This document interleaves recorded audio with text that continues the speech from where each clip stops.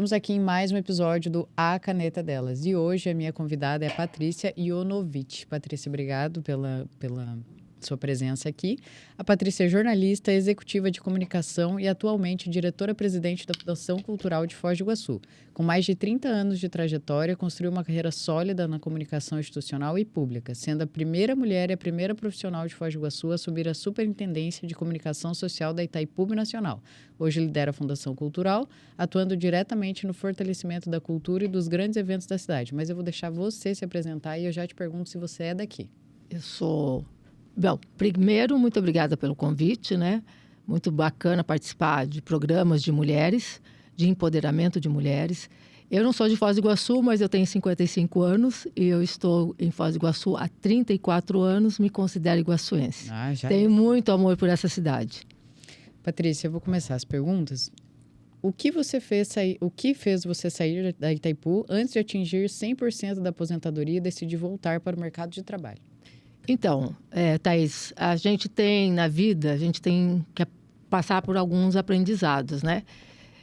Eu sempre tive urgência na minha vida de fazer tudo. Urgência disso, daquilo, do trabalho e de projetos. E eu passei por uma situação muito complicada durante a Covid. Fiquei 2 vezes internada e meu caso foi neurológico. Eu fiquei com a perna esquerda paralisada e o pé caído.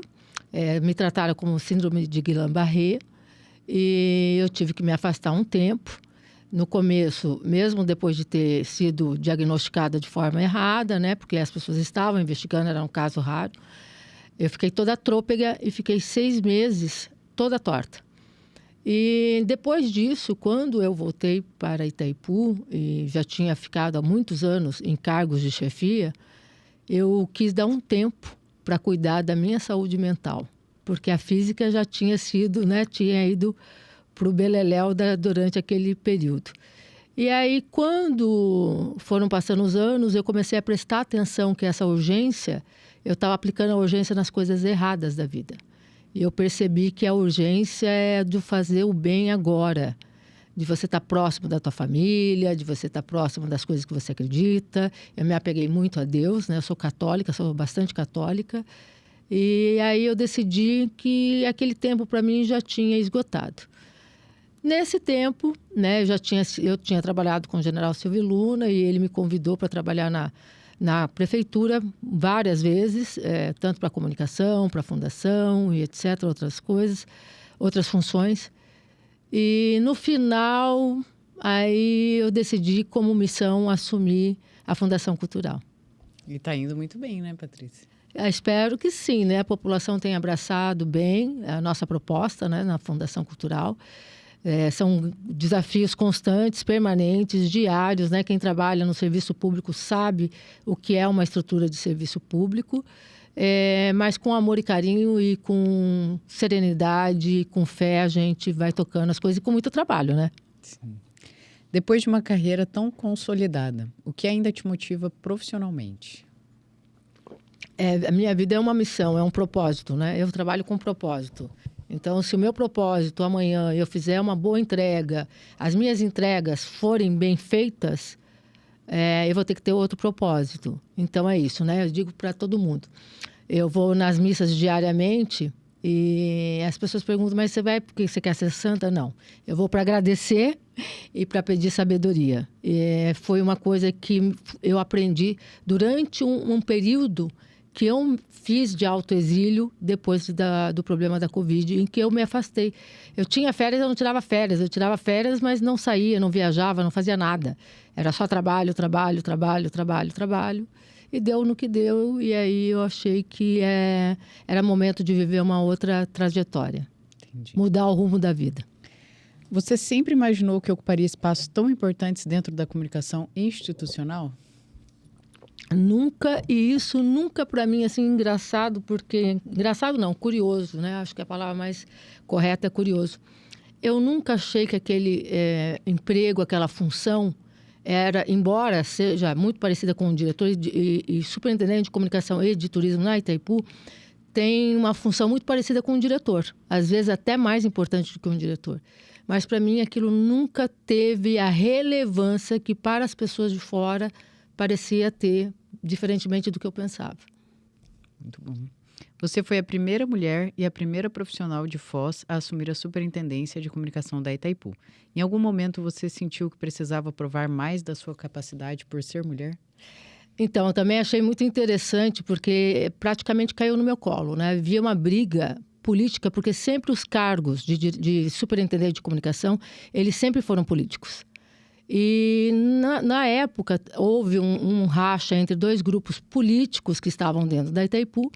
Eu era gerente de comunicação e, de repente, eu estava no elevador, né? E, na época, o doutor Viana falou assim, a partir de agora você vai ser a superintendente de comunicação. Levei um susto, né? Porque uma coisa é você cuidar da parte da gestão diretamente com a imprensa. Outra coisa é você lidar com todos os órgãos de comunicação, os organismos de comunicação, etc. E eu falei, nossa, mas eu não tenho ainda essa expertise, essa gestão. Ele falou, você aprende. Eu falei, será? E entre, sei lá, estava no 12º andar e até chegar ao térreo, eu decidi que eu ia aceitar sim. Por que não? E nessa trajetória que você passou na Itaipu, você sentiu que em algum momento você tinha que se provar mais por ser mulher ou não? Foi tranquilo? Sempre tive que provar mais, até porque eu tenho uma personalidade muito forte, né? Bem ao contrário do que quando eu era criança, que eu era muito tímida, eu sempre depois, eu acho que até por essa necessidade de autoafirmação, de você sempre provar que você tem que ser melhor. Eu, quando criança, eu estudava em parque de diversões, minha vida foi bastante difícil, né? Eu morava em parque de diversões, então a gente se mudava a cada 15 dias, então eu tinha que estudar numa escola diferente, nada disso foi fácil. E desde aquela época, eu tinha que me autoafirmar, eu tinha uma autoexigência, eu tinha que tirar a nota máxima, né? 8 para mim não era uma nota suficiente. Para mim, menos de 9 não era nota para mim. Eu sempre fui atrás do 10. E no meu trabalho também, eu sempre fui atrás do 10. Muito bom. Hoje, olhando sua trajetória, você acredita que a mulher ainda é mais julgada pela postura do que pela competência? Com certeza. Eu tenho, às vezes, assim, eu sou muito brincalhona, né, no trabalho, brinco muito e falo palavrão e tenho um jeito muito autêntico, né? E, às vezes, as pessoas meio se assustam, né? Tem até algumas curiosidades em relação até mesmo como eu me visto, né? Eu sempre me vesti do jeito que eu me visto, sempre fui um pouco exagerada, até brinco, né? Meio peruana, assim. Eu gosto de ser assim, não mudei nem na Itaipu, nem quando eu fui professora universitária e não vou mudar agora. O meu jeito é esse e eu sustento esse meu jeito de ser. Eu entendo e te parabenizo. Eu também Obrigada. Tenho isso e não mudo, e sou tatuada mesmo, e gosto de fazer as coisas. E assim, Patrícia, eu nunca te falei isso, e não é porque você está aqui no podcast, porque eu já falei isso para outras pessoas. O seu jeito, a maneira como você se posiciona, como você fala, como você se veste, chega antes de você. E você pode ter certeza que esse poder que você tem aí dentro, você comunica bem, tá? Espero que sim, né? Existe diferença na forma como homens e mulheres são percebidos quando ocupam cargos de liderança, que é o seu caso, que foi a única mulher na Itaipu a assumir esse cargo? Não, antigamente, não, antes de mim só passaram homens, né? A primeira mulher. Eu fui a primeira mulher, né? E de Foz do Iguaçu, como eu falei, e a única que também passei por 5 diretores. Todo superintendente ficou no cargo por uma gestão apenas, por um diretor apenas. O meu caso foi o único que eu fiquei com 5 diretores diferentes. Então, toda vez era aprovar e toda vez eu colocava meu cargo à disposição. Porque eu sempre quis deixar a pessoa muito livre, muito de forma espontânea, escolher quem quisesse para trabalhar. Então, sempre foi assim, tinha que ser o tempo todo sabatinada, né? Então, isso chegou a ser cansativo, porque antes mesmo de trabalhar na Itaipu, foram 25 anos trabalhando lá, eu já gostava de trabalhar e fazer matérias sobre produção de energia, eletricidade. Sempre foi um setor que eu gostava muito, sempre de economia e também gostava muito de fazer perfil de pessoas. Então, isso era muito cansativo, porque eu tenho certeza que se fossem homens, eles não precisariam ser sabatinados como eu fui durante várias vezes. Só que, assim, do meu jeito, como eu brinco, né, e falo, de ser autêntica, eu sempre falava, gente, olha, o meu trabalho é esse, é assim que funciona. Se quiser, eu estou aí para compor o time, para ajudar. Se não adianta vocês ficarem fazendo sabatina, que eu sei que vocês não fariam isso se fossem homens. E você vê muita diferença numa gestão pública municipal, de uma gestão pública... É que Itaipu, ela é... Mista, né? Uma economia mista. Privada e pública, enfim. Você vê muita diferença de uma coisa para outra? Eu vejo na estrutura, né? Porque a Itaipu tem uma estrutura muito boa, profissionais muito competentes. Assim como eu ali na fundação encontrei uma equipe maravilhosa, muito comprometida, mas é uma estrutura muito pequena, né? Então, a gente acaba enfrentando fluxos que eles poderiam ser mais rápidos, porque a gente tem pouquíssima quantidade de pessoas para trabalhar. E mesmo assim, tem muitos servidores que, ao contrário, né, que muitas pessoas ficam imaginando, que servidor público vai lá, bate o cartão quando chega às 2h da tarde, ou sei lá, quando tem o expediente até mais tarde, 5h30, né, eu acho que era o expediente normal, vai embora. Não, muita gente leva trabalho para casa e ajuda. Eu estou passando por essa experiência, passei essa experiência no Carnaval, estou passando essa experiência na Fartal, então, assim, eu estou muito feliz com a equipe que eu tenho. Realmente tem servidores que são incríveis, eu concordo com você. Você tem uma longa trajetória lidando com comunicação pública e gestão de crises. Qual é o maior desafio de comunicar em tempos de tanta polarização, exposição, manipulação? Olha, eu acho tão triste, né? Porque, assim, mas eu acho que está acontecendo uma revolução inversa agora. Porque os influencers, eles estão caindo, né? A gente está percebendo que todo esse mundo mágico, da pessoa rica, da pessoa bonita, das pessoas que vão nos lugares, tiram foto, fazem isso, e na verdade não são nada daquilo. Eu não chego a julgar esse tipo de comportamento, mas assim, é uma fantasia que as pessoas vendem, né? E muitas pessoas acabam acho que tomando personas, se transformando em personas que não são. Então, elas pegam uma caneta, elas pegam um microfone, elas pegam um chat GPT para falar mentira, né? Porque muitas vezes esse pessoal não tem nem qualificação para escrever e nem para falar nada sobre ninguém.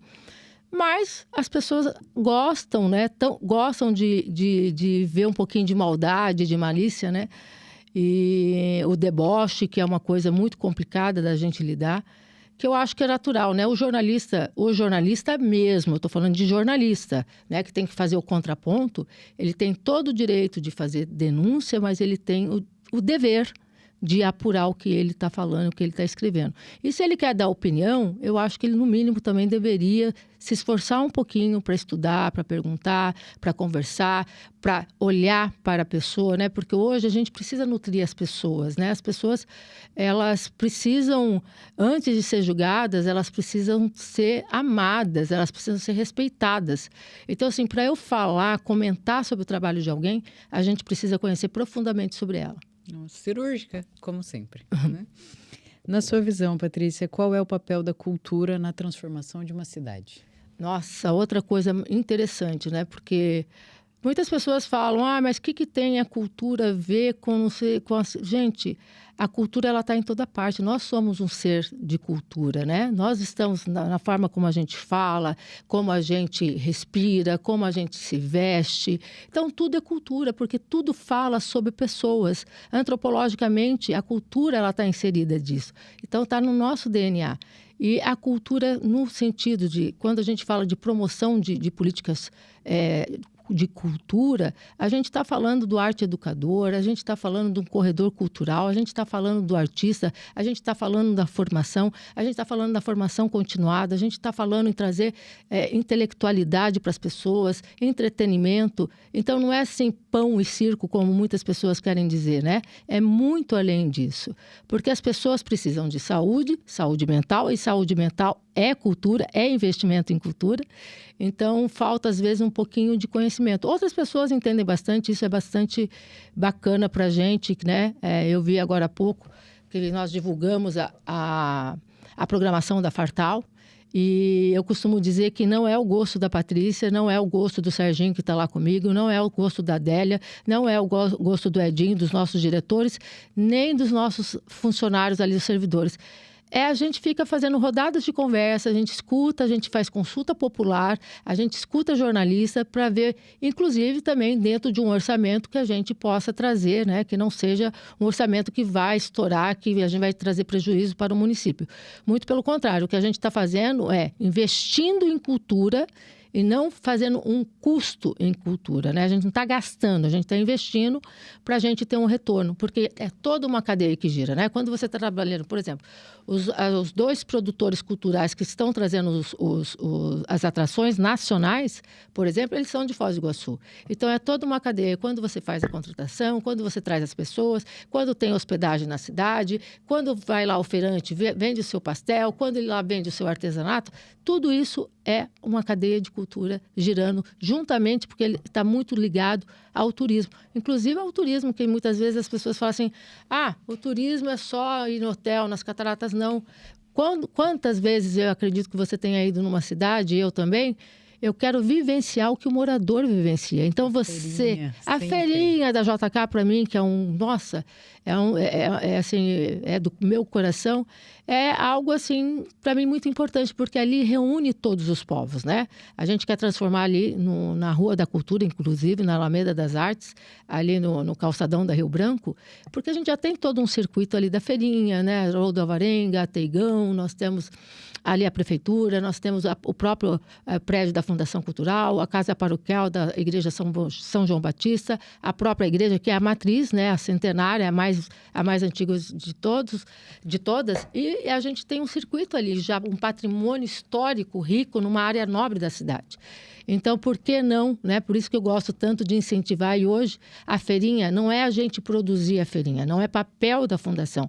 O papel da Fundação é levar atrações culturais e turísticas para a feirinha. E isso fomenta toda uma cadeia. E também a autoestima do morador de Foz do Iguaçu, que é o que a gente mais reverencia, como eu sempre falo, que é a população de Foz. Eu, quando estou em outra cidade, eu procuro sempre a feirinha do município. Sempre, assim. Eu chego com meu namorado, com a família, com quem eu viajo, falo, eu quero ir na feirinha, porque eu quero saber o que eles comem, quem é o povo daqui, como é a cultura, e eu realmente... É a forma também de receber a gente, né? Você vai ali na nossa feirinha, até a gente tem algumas etnias diferentes, tem paraguaios trabalhando, né? Não só pessoas que consomem, argentinos, né? Tem um amigo meu argentino, árabes. Então, tem várias etnias ali na feirinha, e que você vê a receptividade que eles fazem em relação às pessoas de fora. A receptividade é uma coisa muito linda, é você abraçar um ao outro. Então, tanto a gente percebe isso de quem vai na feirinha, que eu falei que agora virou a nossa praia, né? O pessoal vai lá, leva a cadeira, vai lá ouvir uma música, assistir uma bela exposição, consumir. Então, para nós, isso é muito importante. E, Patrícia, você falando da Fartal, vou fazer uma pontuação aqui, que é importante as pessoas saberem, né? Porque a gente está aqui para dar a informação correta, que eu vejo alguns comentários assim e fico chateado que, tá gastando tanto na Fartal e podia colocar no hospital. Tá gastando tanto na Fartal e podia colocar... Gente, a verba é destinada para determinada situação. Não tem como pegar um dinheiro que é destinado para um evento cultural para colocar no hospital. A verba do hospital vem para a verba do hospital. Então, assim, isso é informação, né? São rubricas diferentes, né? Então, assim, a gente tem um orçamento que a gente tem que executar.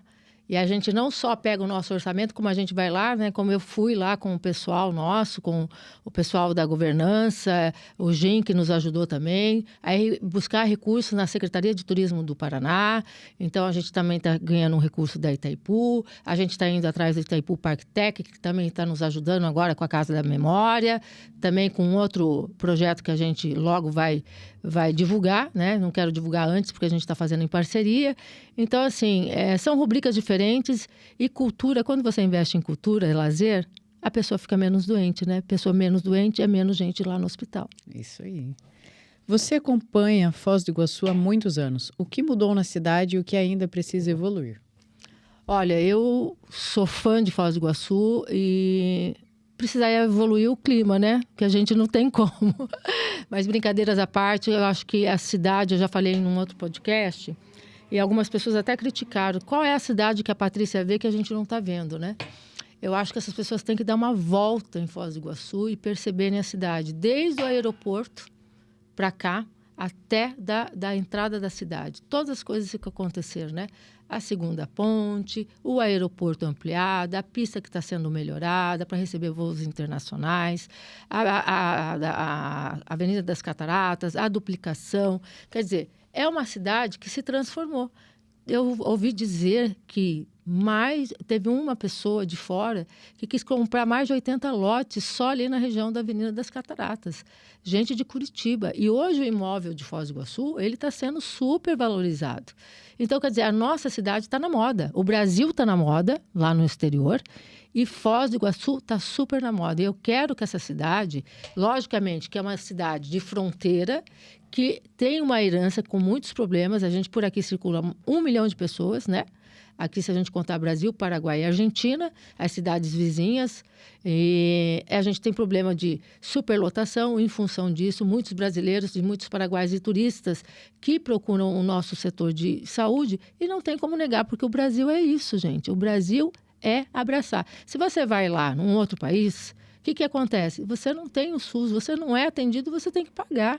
Então, assim, em função de vários problemas que já advém ainda da época da construção da Itaipu, que também fez a sua parte, faz a sua parte de devolver isso, né? Mas nada que Itaipu faça, nem por Foz do Iguaçu, isso eu sempre disse antes e digo, nem por Foz do Iguaçu e nem por Guaíra seria suficiente. Por isso que eu acho importante que a Itaipu continue investindo, não só nas outras cidades como ela vem investindo, mas na nossa cidade, principalmente porque é aqui onde está instalada a usina. E Guaíra porque, né, as 7 quedas se transformaram nesse grande lago.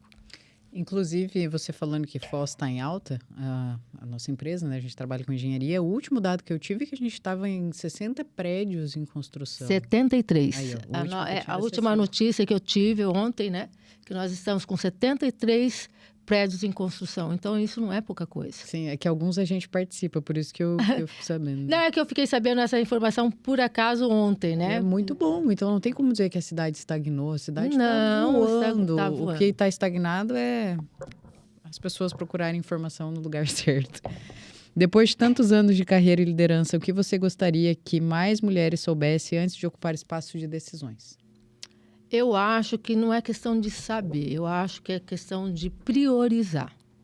Se priorizar e se respeitar e se colocar assim, eu sou capaz, eu tenho competência, eu não preciso mostrar nada além daquilo que eu provo enquanto eu estou executando as minhas tarefas. A gente não precisa ser super mulher. A gente já é de natureza, né? Super mulher, mas a gente não precisa fazer isso no dia a dia. A gente precisa ser apenas aquilo que a gente se destinou a fazer. Patrícia, comentou que está há cerca de 34 anos em Foz, é isso, né? 34. O que você diria para a Patrícia de 34 anos atrás, quando chegou em Foz do Iguaçu? Olha, eu quando cheguei a Foz do Iguaçu, eu vim para visitar meus pais que estavam ainda no Parque de Diversões, que era um parque que ficava em vários bairros da cidade, né? Eu vim para ficar 6 meses, eu ia fazer um teste na Folha de Ribeirão Preto, Folha de São Paulo, em Ribeirão Preto, onde eu estudei. E quando eu vim para cá, muitas oportunidades surgiram. Então, assim, eu falei, não, vou deixar meu currículo aqui, ali e tal, não sei das quantas. Surgiram tantas oportunidades, e naquela época, a Patrícia foi chamada, aquela Patrícia, que não sou eu mais, foi chamada várias vezes para trabalhar na Itaipu, e eu disse não várias vezes, porque eu queria ser repórter, eu tinha esse tino, né? E, enfim, eu era correspondente do Estadão, trabalhava no estado do Paraná também, e eu fazia várias matérias que davam manchete de fronteira, enfim, para que aquela Patrícia fosse menos sofredora e ansiosa do que ela depois se tornou.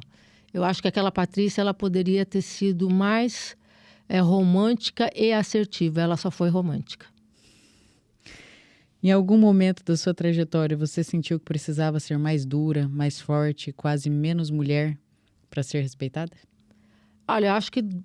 Menos mulher você nunca foi, né, Patrícia? Eu acho que, assim, eu sempre tive essa personalidade, eu não mudaria nada. Eu, em algum momento da minha vida, mudaria assim, né?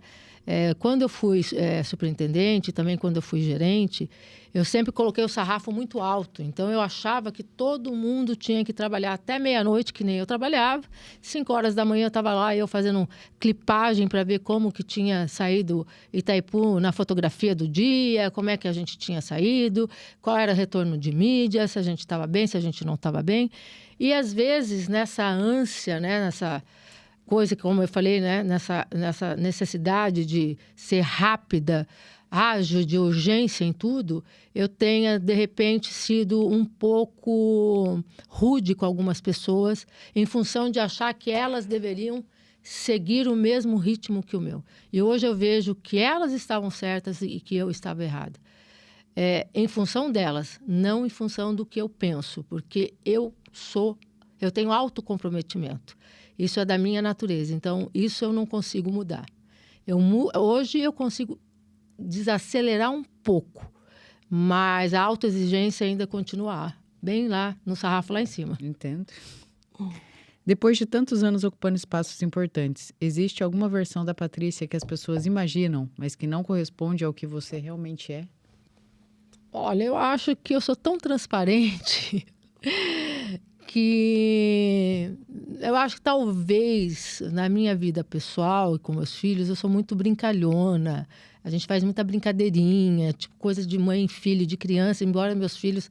Minha filha tem 26 anos, meu filho vai fazer 30, agora dia 28. Acho que praticamente tua idade, né, Thaís? E a gente tem ainda umas brincadeirinhas, então isso é uma Patrícia um pouco diferente dessa Patrícia que todo mundo conhece, né? Mais brincalhona, mais família, acho que é isso. Quase a mesma idade e quase fazemos aniversário no mesmo período, que eu faço dia 16. É um geminiano, seu filho, né? Meu filho é. Bom, Patrícia, se pudesse deixar uma mensagem para as mulheres que têm medo de se posicionar ou assumir o protagonismo, o que você diria para elas? Não tenha medo, não. A gente não pode ter medo na vida, a gente tem que assumir.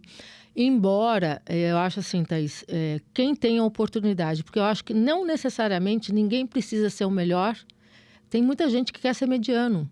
Tem gente que quer ser mediano. Uma vez escrevi um texto sobre isso, acho que faz uns 8, 10 anos, que por que não respeitar as pessoas que não querem? A pessoa não quer ser, assim, atingir o grau maior, né? Seja no estudo, seja no trabalho. Não que ela seja preguiçosa, mas ela se sente feliz em servir para que alguém ocupe um espaço maior do que o dele. Por que não?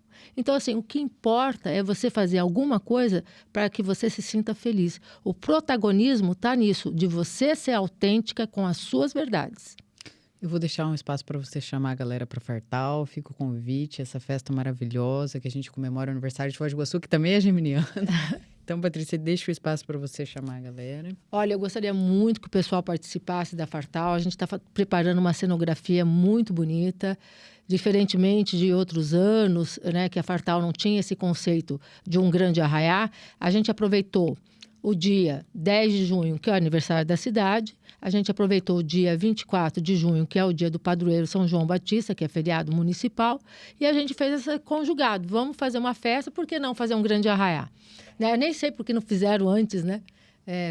Um conceito muito fácil de assimilar. Então, eu gostaria muito que as pessoas fossem lá. A gente, além de ter as nossas atrações nacionais, a gente vai também prestigiar o nosso corredor cultural artístico de Foz do Iguaçu, que deu um banho, um show no Carnaval. E eu tenho certeza que eles vão repetir todo esse talento lá, que vai ser um sucesso grande. A gente vai ter dança de quadrilha, a gente vai ter receptivo. Então, assim, a gente vai ter também camarote. Tá? Tem camarote também, e área VIP. E lembrar que os nossos ingressos, né, são gratuitos, a entrada é gratuita e a gente vai ter uma segurança também, um contingente muito grande. Então, é uma Fartal para todos os gêneros e para toda a família. Patrícia, uma mulher que te inspira? Minha mãe. Eu sei que às vezes é bobagem dizer isso, é um clássico, mas é que minha mãe, por que ela me inspira? Porque ela lutou muito para que quando a gente morava em parque de diversões, as escolas se negavam, às vezes, para fazer as matrículas da gente. E minha mãe, mesmo não tendo formação, ela ia lá e brigava, falava, não, tem uma lei sim, que vocês precisam cumprir. tanto para quem é militar, como para quem é circense e para quem é de parque de diversões. Então, isso me possibilitou, né, essa força, essa garra que ela ia lá, ela não ter tido a oportunidade de estudar, mas de ter feito com que eu fosse atrás e lutasse pelo aquilo que eu queria. E eu adorava estudar. Então, por isso que minha mãe não é porque minha mãe que me tratou, que não sei. Eu não tenho essa relação dessa forma. A minha relação é muito mais da coragem que ela teve para fazer, enfrentar e nos trazer até agora, né? Minha mãe mora comigo, ela tem 80 anos, então é um privilégio ter minha mãe morando comigo e ser essa grande mulher. Paty, vou deixar uma lembrancinha do podcast para Muito você. obrigada. Vou agradecer a sua presença, Muito dizer obrigada. que, como todos os nossos encontros, é muito gostoso estar conversando contigo. E deixo você finalizar com o que você quiser falar, uma mensagem para alguém, para as mulheres. Eu vou deixar uma mensagem para as mulheres, sim. Vou deixar uma mensagem para as mulheres que, assim, eu sou fibromialgica, eu tenho bipolaridade. Eu estava até vendo ontem uma médica, né, uma cirurgiã falando dessa questão da bipolaridade e dessa questão da fibromialgia, dessas doenças autoimunes, que elas estão muito ligadas uma com as outras, né, para que as mulheres cuidem-se, porque se a gente não se cuidar, ninguém vai cuidar da gente não, tá? Então, é importante que a gente tenha esse respeito. Muitas vezes temos desconsideração, as pessoas são da gente, quando tem algumas doenças, as outras pessoas acham que é preguiça, acham que é porque a gente está de má vontade, e quem enfrenta isso, eu tenho dor crônica, eu estou aqui, estou morrendo de dor, né? Eu chego em casa, eu tenho que me deitar, e eu tenho que me preparar, e mesmo assim estou lá estudando, estou lá lendo, estou fazendo pós. Então, cuidem-se e não dê bola para quem não importa. Só dê bola para quem importa, porque às vezes a gente perde tempo com quem não merece. Sim. Obrigado pela sua participação, Patrícia. Muito obrigada, eu que agradeço. Aguardo vocês no próximo episódio.